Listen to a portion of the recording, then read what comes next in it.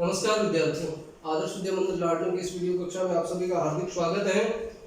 आज की कक्षा में हम संधि प्रकरण को आगे बढ़ाते हैं। संधि प्रकरण के अंदर अपने स्वर संधि चल रही थी और स्वर संधि के अंदर हमने दीर्घ संधि पढ़ी, गुण संधि पढ़ी और वृद्धि संधि पढ़ी। आज हम यण संधि, यण स्वर संधि और अयादि संधि के बारे में चर्चा करेंगे। अयादि स्वर संधि,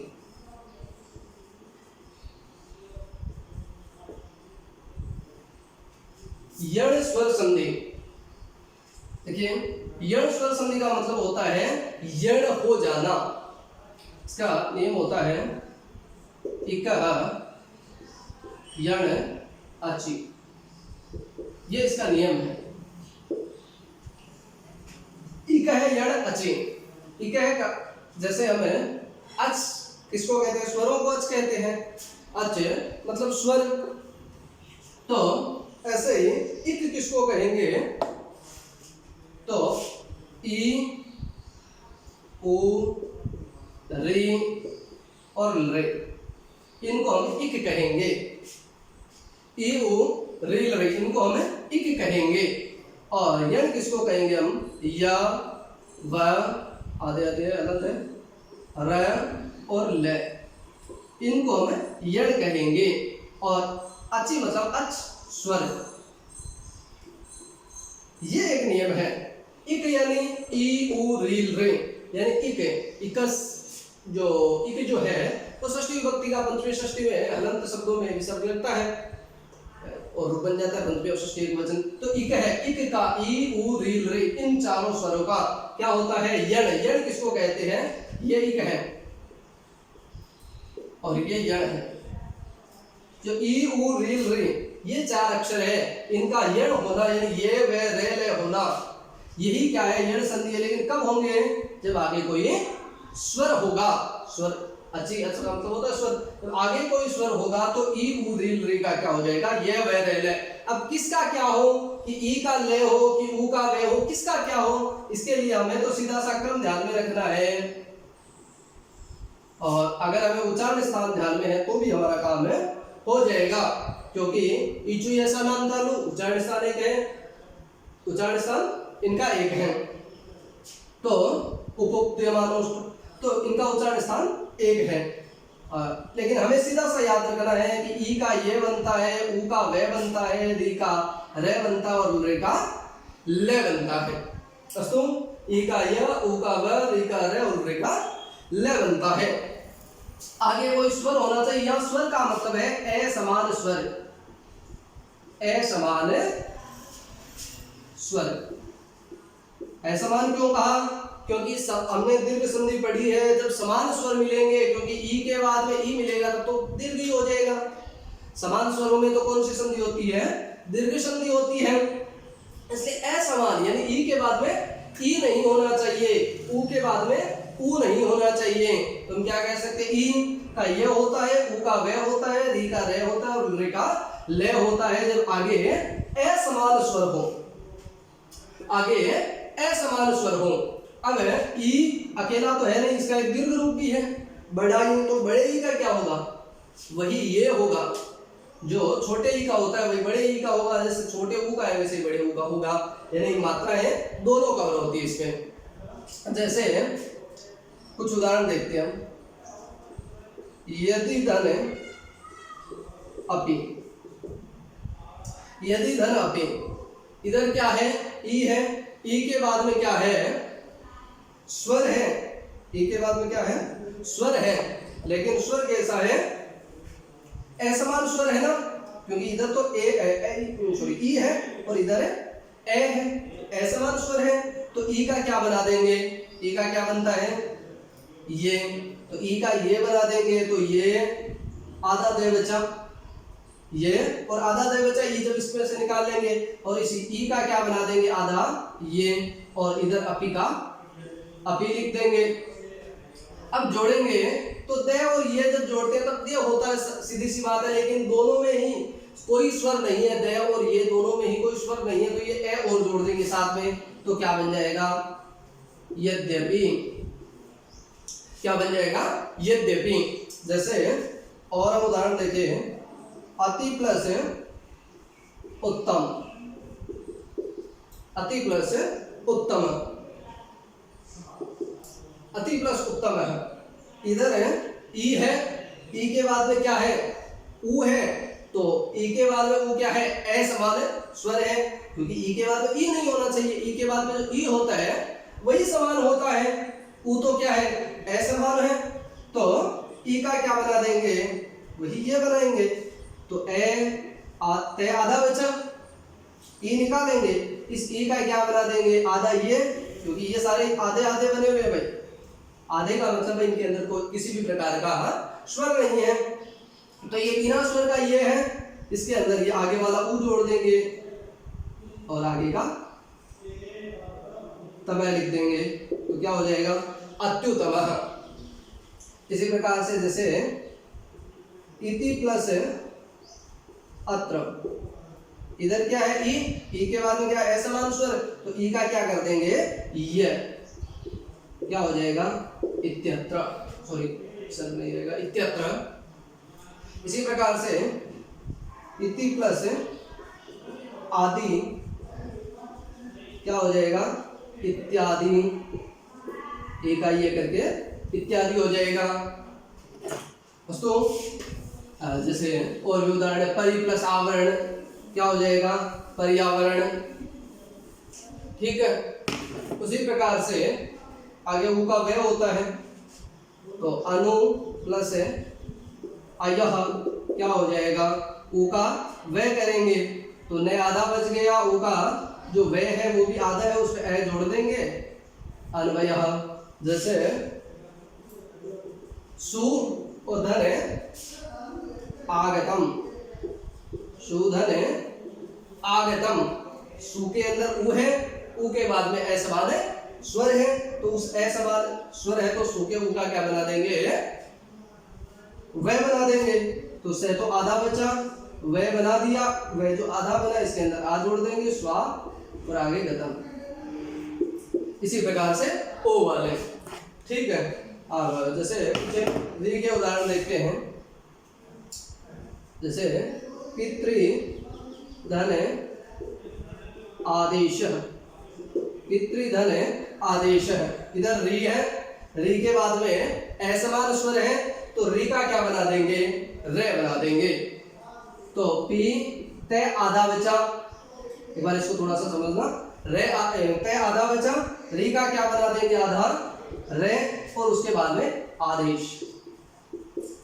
ठीक है, अब हमें पता है ते आधा है, रे आधा है, आधा ते और आधा रे मिलकर के क्या बनता है? त्रय। क्या बनता है? त्रय। लेकिन वो त्रय भी बिना स्वर का है, आधा है, इसके अंदर कोई स्वर नहीं है, तो हम ये आ जोड़ देंगे, तो क्या हो जाएगा? पित्रादेश। क्या बन जाएगा? पित्रादेश। जैसे आगे कुछ और भी, मातृ धन अनुमति, इसमें भी क्या हो जाएगा? री के बाद में असमान स्वर है, तो री का क्या बना देंगे? रे, तो माँ आधा ते, री का आधा रे प्लस अनुमति, तो ते और रे मिलकर के क्या बनेगा? त्रय, और उस त्रय के अंदर हम ए मिला देंगे, तो क्या बनेगा? मात्रनुमति। क्या बन जाएगा? मात्रनुमति। अस्तु,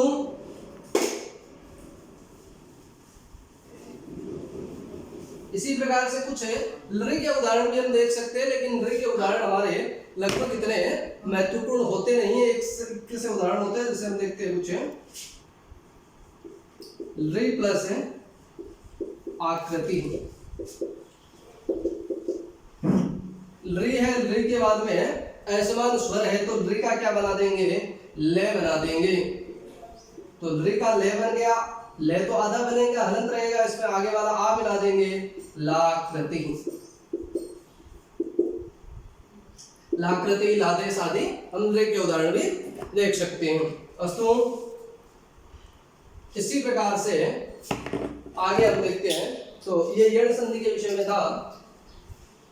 आगे हमें अयादि संधि। अयादि का जो नियम है वो है एच है आय आय आव आय देख लीजिए आय आव, ये नियम है। एच एच किसको कहेंगे? ए आई ओ औ। ए आई ओ औ को हम क्या कहेंगे? एच कहेंगे। इनका थोड़ा सा जो क्रम है वो सही क्रम व्याकरण की दृष्टि से ऐसा है, जो ए ओ आई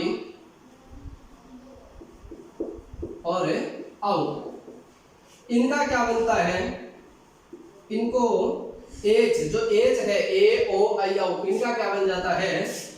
आय,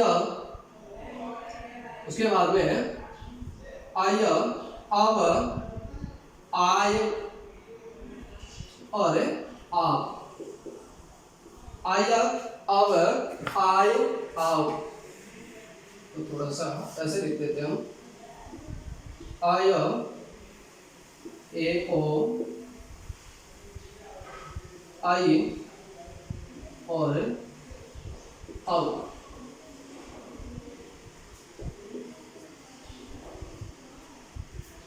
एच है आय आव आय आव, ए का आय, ओ का औ, आई का आय और औ का आव बनता है। कब बनता है? जब आगे स्वर हो।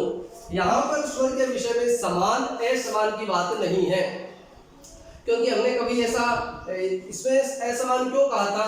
क्योंकि ई के बाद में ई होने पर दीर्घ ई हो जाता है, लेकिन यहाँ ए के बाद में ए होगा तो दीर्घ संधि नहीं होगी। इसलिए ए का क्या बनता है? आई, ओ का क्या बनता है? औ, आई का आय और औ का आव बनता है। कब बनता है? जब बाद में कोई स्वर वर्ण रहेगा। जैसे ने प्लस अनम, ने प्लस अनम, इधर क्या है? ए है, ए के बाद में क्या है? स्वर है। यहाँ समान असमान नहीं देखना, स्वर है। ए के बाद में स्वर है तो ए का क्या बना देंगे? आई बना देंगे। तो ने तो आधा बचा, एक बार अलग से लिख करके देखते हैं। ने आधा बचा, ए का आई बना दिया और आगे अनम है, जोड़ेंगे तो न और ए मिलकर के क्या बन गया? पूरा न। ये और ए मिलकर के क्या बन गया? पूरा ये और आगे नम, नए नम। तो इसी प्रकार से जैसे हरे प्लस ए, हरे प्लस ए, तो हरे के अंदर ए है और ए के बाद में स्वर है। यहां देख लीजिए आप, समान स्वर भी है फिर भी यण संधि हो जाएगी, क्योंकि इसके अंदर है समान असमान का, सॉरी अयादि संधि हो जाएगी, क्योंकि इसके अंदर समान असमान ऐसा कुछ विधान करने की आवश्यकता नहीं है और है भी नहीं। तो ए के बाद में ए है, लेकिन ए के बाद में क्या है? हमें क्या देखना है? स्वर देखना है। ए के बाद में स्वर है, ए का क्या बना देंगे? आय। तो है रे, रे का जो रे का आधा बचा और जो ए है उसका हम आई बना देंगे और उसके बाद में ए जोड़ेंगे तो है रे, रे के अंदर ए मिला देंगे तो ये के अंदर ए मिला देंगे तो क्या बन जाएगा? हर। ये चतुर्थ विभक्ति एक वचन का रूप बनाने के लिए हमें ये प्रक्रिया है, लेकिन यण संधि का प्रयोग इसके अंदर हो रहा है, सॉरी अयादि संधि का इसके अंदर प्रयोग हो रहा है। आगे से धन अनम क्या बन जाएगा? शयनम। इसी प्रकार से हम कोई भी ए के बाद में असमान, सॉरी समान असमान कोई भी स्वर हो, स्वर रहेगा तो ए का क्या बनेगा आय। इसी प्रकार से ओ का देखते हैं तो जैसे पो धन आनम, ओ के बाद में क्या है स्वर है तो ओ का क्या बना देंगे आव, तो क्या बन जाएगा पवनम, क्या बन जाएगा पवनम। जैसे भो धन अनम, भो के अंदर ओ है, ओ के बाद में भी क्या है स्वर है तो क्या बन जाएगा भवनम, ओ का औ करके, ठीक है, ओ का औ करके क्या बन जाएगा भवनम। इसी प्रकार से जैसे गई प्लस अकह, गई प्लस अकह, इधर क्या है आई है, आई के बाद में क्या है ये आई रहा, आई का क्या बनता है आय बनता है, और आई के बाद में क्या है स्वर है तो आई का क्या बना देंगे आय, तो गे आई का बनाया आय और बाद में अकह जोड़ेंगे तो क्या बन जाएगा गायकः, क्या बन जाएगा गायकः। ऐसे ही नई धन अकह, आई के बाद में क्या है स्वर है, आई का क्या बनेगा आय, तो क्या बन जाएगा नायकः, क्या बन जाएगा नायकः। ऐसे ही देखिए जैसे बहु प्लस उकह, बहु प्लस उकह, औ का क्या बनेगा आव, तो भय का तो भय रहा, औ का आव बनाया हमने, आगे स्वर है इसलिए, और आगे उक है जोड़ेंगे तो क्या बनेगा भय और आ जोड़ा भा, वय और उ जोड़ा ऊ, और क और विसर्ग, क्या बन जाएगा भावकः, ठीक है। ऐसे ही औ प्लस अकह, औ है, औ के बाद में स्वर है तो औ का क्या बनाएंगे औ का आव बनेगा, तो क्या बन जाएगा पावकः, क्या बन जाएगा पावकः।